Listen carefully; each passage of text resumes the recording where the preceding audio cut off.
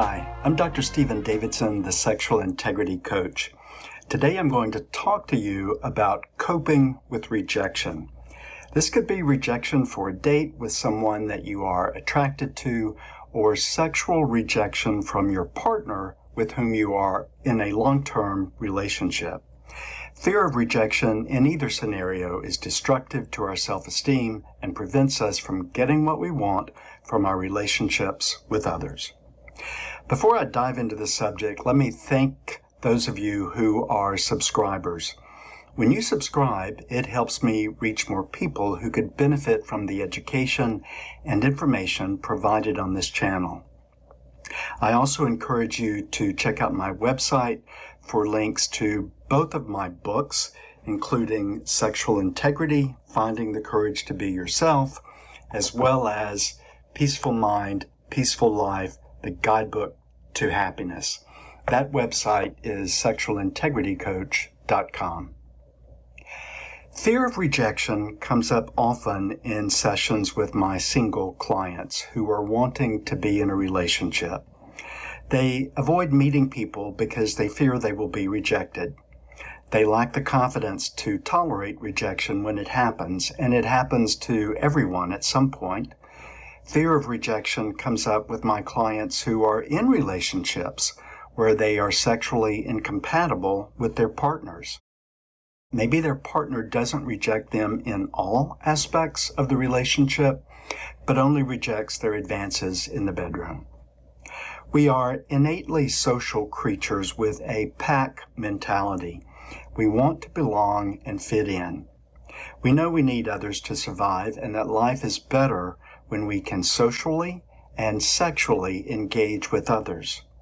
Most people desire having someone in their life to call their own. Being single is also a viable option that comes with its own benefits, but most people want to be in a relationship or relationships during their lifetime. A common mistake I see single clients make is that they try too hard to find a partner. They jump into dating websites, hookup apps, or hang out in single settings, interviewing potential partners or going on interviews where they feel constantly rejected for the part.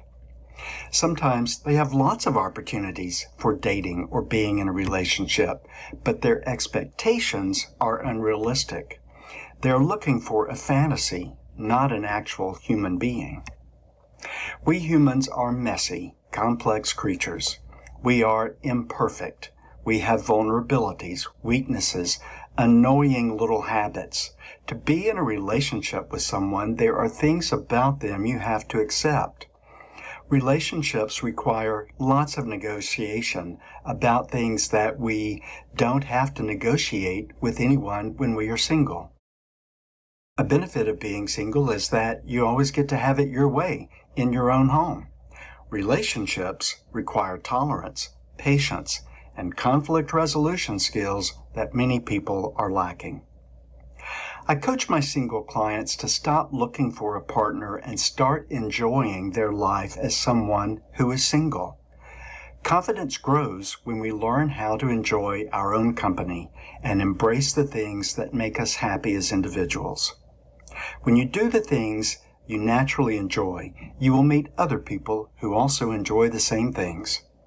Right there, you have at least one thing in common. When you make peace with being single, you are no longer desperately trying to change it. You feel naturally more confident, and most people find confidence sexy and attractive. I also coach my single clients to get more comfortable with rejection through practice. When someone rejects us, they are communicating that they are not available to us in the way we are requesting. That's all it means. The rest of it, you're likely making up in your own head. Most people will simply decline with, "No, thank you." Rarely are they going to say no because you're too ugly, you're too dumb, or you're not good enough. Those are the things you might be thinking about yourself. If they did say those things to you, you wouldn't go out with them anyway. I am personally grateful for every party I didn't get invited to, every person who turned me down for a date, and every clique that snubbed me when I tried to hang out with them. These are the obstacles to happiness that removed themselves. If someone decides you're not right for them, then they are also not right for you. Move on, because the world is full of beautiful people, and unfortunately, we don't live long enough to meet all of them. So what about sexual rejection that happens within the relationship? It's normal and reasonable that couples have differing sex drives, and sometimes one is interested in some sexual activities that the other is not. We generally tolerate this fairly well when it's occasional. When it's chronic, that's a different situation. Chronic rejection by a spouse or partner is indicative of a problem that needs to be addressed. It might not even be a problem in the relationship. It could be a physical or psychological problem of the one who is always rejecting the other's invitation for intimacy. The longer it continues, the more negative influence it will have on the health of the relationship. I have said to you before that open, transparent communication is vital to sustaining a relationship. Together, you have to identify why the rejection is happening and then develop a plan to resolve it. A qualified sex therapist can help you assess the situation and formulate a plan to get your relationship back on track. I'm Dr. Stephen Davidson, the Sexual Integrity Coach. Please leave me a message below to let me know what topics you want me to discuss related to sexuality and relationships. Please subscribe or like this video. If you've not already done so, check out my website at sexualintegritycoach.com.